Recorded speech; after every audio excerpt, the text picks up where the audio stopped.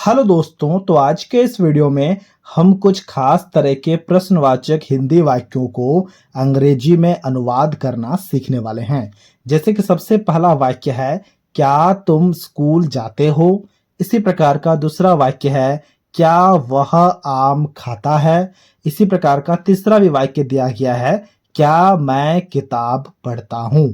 तो इस तरह के हिंदी वाक्यों को कैसे हम अंग्रेजी में ट्रांसलेशन करेंगे, वही हम आज के इस वीडियो में सीखने वाले हैं। तो उसके लिए मैंने यहाँ पर एक फॉर्मूला लिख रखा है, जरा ध्यान से देखना। और इसी फॉर्मूला के मदद से हम यहाँ पर ट्रांसलेशन को भी करने वाले हैं। तो जब भी कोई इस प्रकार का वाक्य आ जाए ना और उसे अंग्रेजी में ट्रांसलेट करने को कहा जाए, तो हम इस फॉर्मूला का इस्तेमाल करेंगे।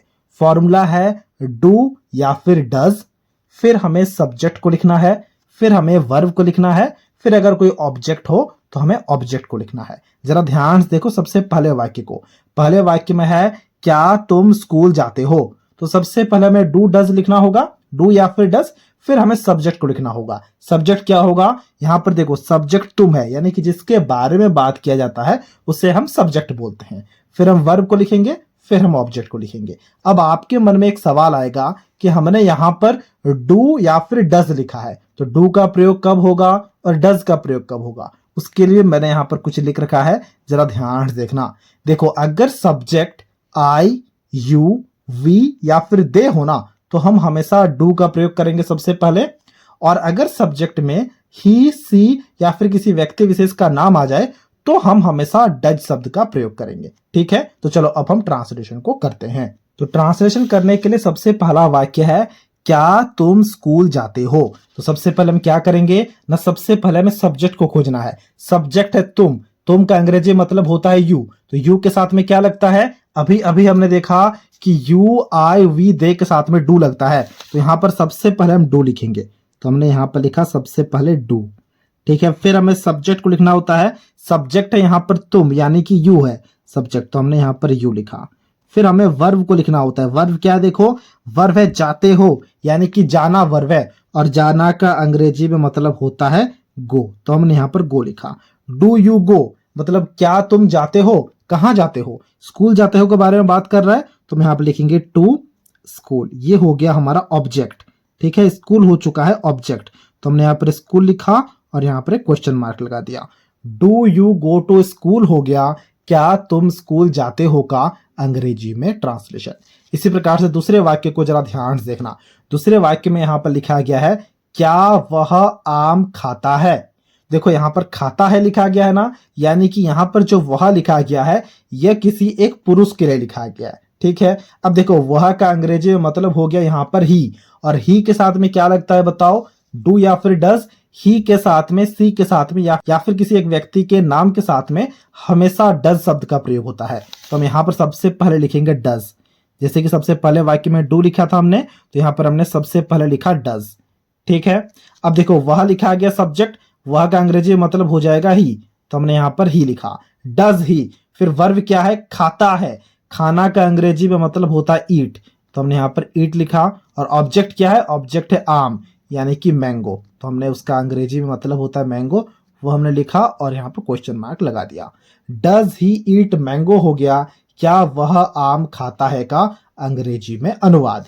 इसी प्रकार से तीसरे वाक्य को जरा ध्यान से देखना। देखो तीसरे वाक्य में लिखा गया है, क्या मैं किताब पढ़ता हूं।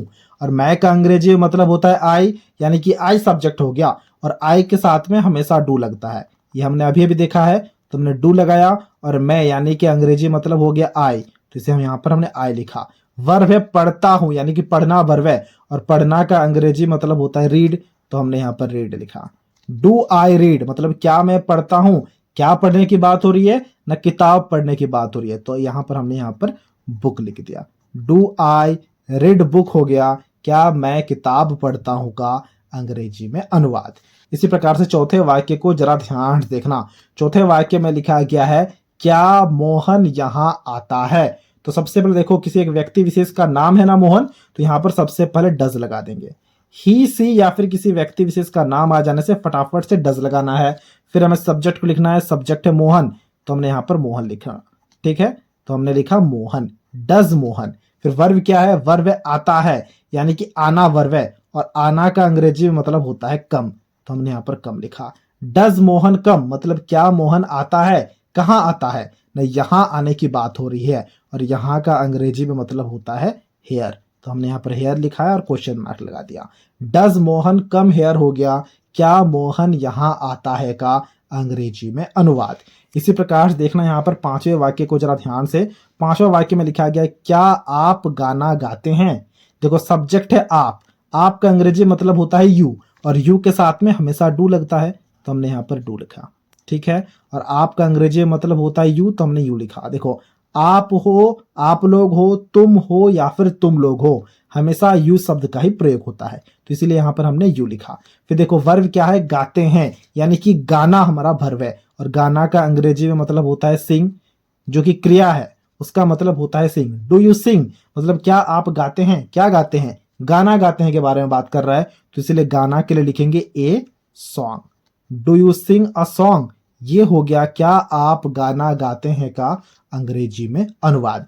यहां पर ए लिखा गया है क्योंकि एक गाने की बात हो रही है। देखो गाना लिखा गया ना, तो एक गाने की बात हो रही है, इसीलिए हमने यहाँ पर ए लगाया है, ठीक है। इसी प्रकार से देखना यहाँ पर छठे वाक्य को। छठे वाक्य में लिखा गया है क्या वह बाजार जाता है। अब इसके ट्रांसलेशन को अभी आपको खुद से करना है और हमसे कमेंट बॉक्स में शेयर करना है। देखो बाजार का अंग्रेजी में मतलब होता है मार्केट, मैं यहाँ पर लिख देता हूं ताकि कोई भी कंफ्यूजन ना हो।